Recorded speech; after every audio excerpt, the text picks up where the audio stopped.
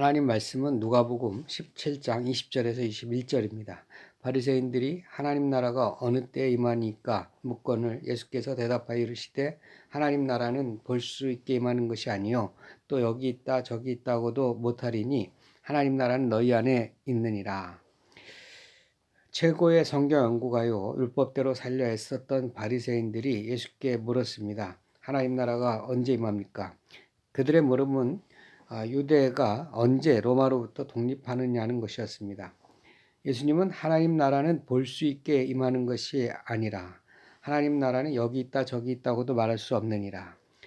곧 하나님 나라는 너희가 말하는 유대의 독립이 아니라고 했습니다.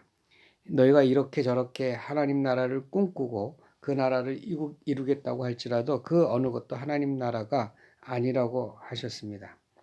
하나님 나라는 너희 안에 있느니라고 했습니다. 정말로 놀라운 말씀입니다.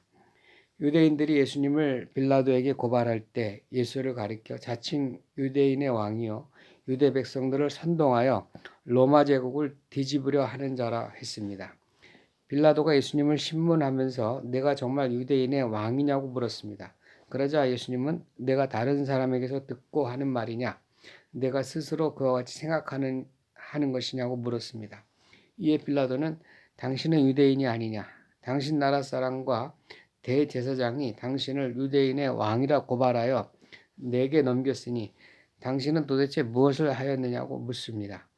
그러자 예수님은 내 나라는 이 세상에 속한 것이 아니니라. 만일 내 나라가 이 세상에 속한 것이었다면 내 종들이 싸워 나로 유대인들에게 넘겨지지 않게 하였으리라. 내 나라는 여기에 속한 것이 아니니라고 했습니다.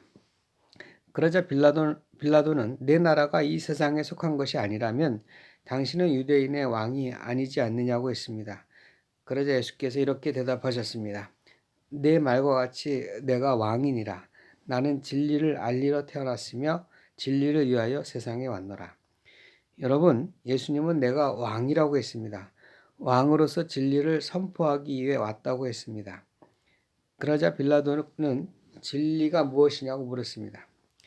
여러분, 왕은 모든 것을 바꿀 수 있습니다. 왕은 세상을 완전히 뒤집어 엎을 수 있습니다.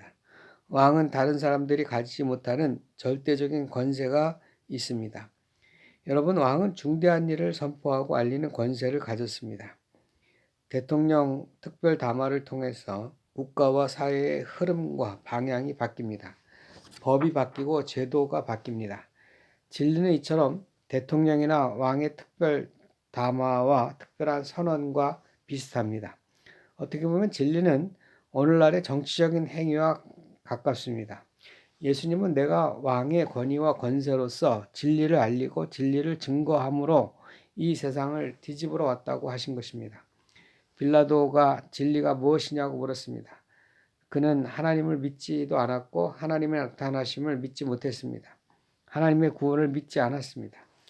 빌라도에게 있어 진리는 가장 큰 권력과 힘을 가진 이가 아마도 진리였을 것입니다.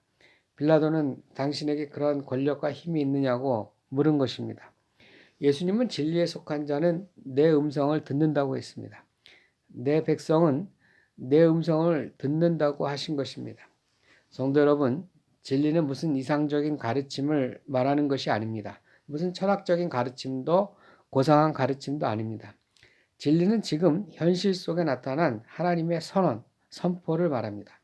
하나님께서 지금 현실에서 인류에게 나타내시고 행하시려고 하는 하나님의 구원을 말합니다. 이러한 진리를 받아들이고 믿는 자는 왕의 백성들입니다.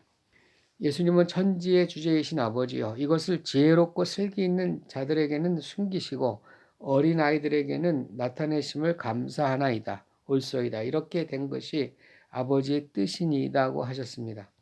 예수께서 진리를 선포하니 어린아이와 작은 자들, 소외된 자들, 주로 세상에서 버림받은 이들이 그 진리를 받아들이고 믿었습니다. 바리새인이나 율법학자, 대제사장과 같은 높은 지위나 권위를 가진 사람들에게는 그 진리가 오히려 걸림돌이나 자기들끼리의 방해가 되었습니다. 그런데 예수님은 이것이 아버지의 뜻이라고 했습니다.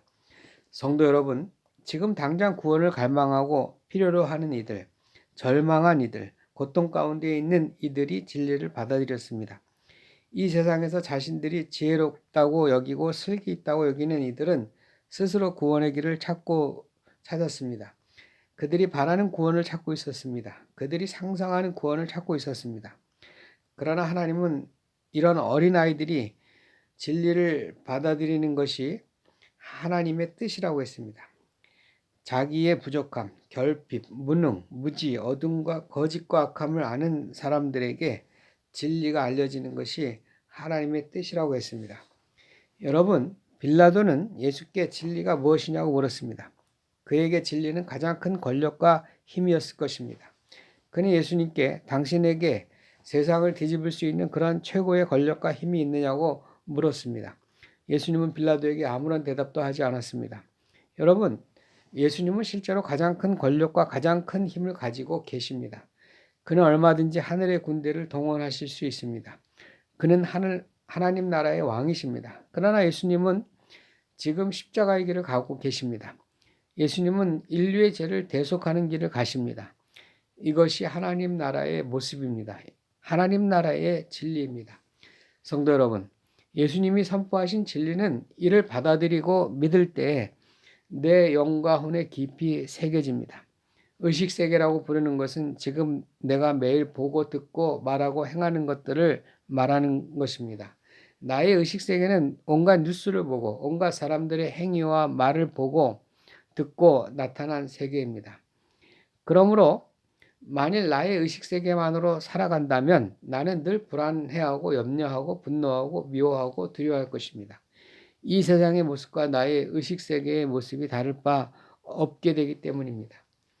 그러므로 사람들은 자신들의 불안한 의식세계를 바꾸기 위해서 선택적인 뉴스나 선택적인 정보를 들으려 합니다.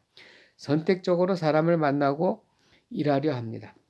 나의 의식세계를 멋지게 만들고 흔들리지 않게 하려는 것이 나의 세상적인 삶입니다. 세상 사람들은 나의 의식세계가 마치 전부인 양 착각합니다. 그러나 나의 의식세계는 나의 삶의 아주 일부분에 불과합니다. 내게는 나의 의식보다 더 큰 무의식의 세계가 있습니다. 무의식의 세계라고 하는 것은 달리 표현하면 믿음의 세계라고 할 수 있습니다. 믿음의 세계는 보이지 않습니다. 믿음의 세계는 바라는 것입니다. 진리를 찾고 구하는 것입니다. 예수 그리스도의 십자가의 구속을 믿는 성도는 그의 무의식 안에 자신도 모르게 소망과 기쁨과 감사와 평강이 깊이 새겨져 있습니다. 그는 세상의 어떤 환난과 어려움이 와도 주님의 대속을 의지하여 자신의 마음과 생각과 말을 지킬 수 있는 힘이 있습니다. 예수님의 구속을 통해 하나님과 화해하고 하나님의 자녀가 되었음을 믿는 성도는 그 마음 안에 주님의 평안이 깊이 자리 잡고 있습니다. 우리 성도는 이 우물을 마시고 이 우물을 사용합니다. 주님의 구속을 믿는 사람은 주님의 말씀과 가르침이 무의식 속에 깊이 새겨져 있습니다. 그러므로 어떤 문제나 일이 생겼을 때 주님의 말씀과 가르침이 떠오르고 생각납니다. 주님의 말씀과 생각이 나를 책망하기도 하고 격려하기도 하고 위로하기도 하고 경고를 주기도 합니다. 성도는 그 말씀과 가르침을 끌어올려 그 말씀을 가지고 생각할 수 있고 묵상할 수 있고 행동할 수 있습니다. 그가 양심의 가책을 가지는 것은 주님의 경고요 책망입니다. 이때 그는 멈춰서야 합니다. 성령께서는 나의 의지에 힘을 주십니다. 주님께서 행하라고 하실 때에는 있는 힘을 다해 행하여야 합니다. 성령께서 나의 감정도 주장합니다. 내 마음에 평강이나 기쁨이 많은 것은 성령이 주시는 하늘의 감정입니다. 나의 생각도 주장하십니다. 진리에 대한 나의 생각이 견고해지고 균형 감각을 가지게 합니다. 이처럼 하나님의 진리는 내 마음과 생각과 감정 깊숙이 무의식적으로 존재하며 나의 생명수가 됩니다. 나는 세상 안에 살지만 내 안에 있는 진리의 생명수를 늘 마셔야 합니다. 내 안에 계신 주님의 말씀을 들어야 하고 주님의 명령을 들어야 하고 주님의 위로를 받아야 합니다. 하나님의 진리는 이처럼 내 안에 있습니다. 내 안에 그리스도로 그분의 말씀과 명령과 침묵과 이끄심이 있습니다. 나의 의식은 자연스럽게 나의 무의식을 따라갑니다.